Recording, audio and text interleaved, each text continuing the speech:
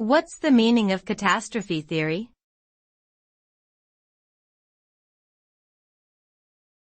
Catastrophe theory.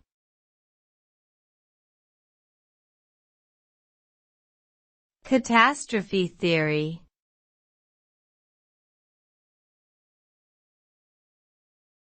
Catastrophe theory.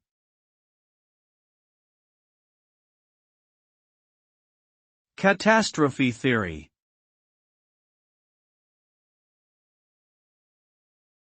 Catastrophe theory is a branch of mathematics that studies how small changes in certain complex systems can produce sudden and dramatic discontinuities, also known as catastrophes.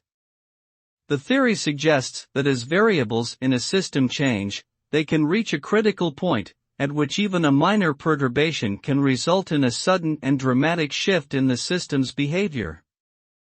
Catastrophe theory has been applied to a wide range of fields, from physics and chemistry to biology and economics, to help explain sudden changes or crises in these systems.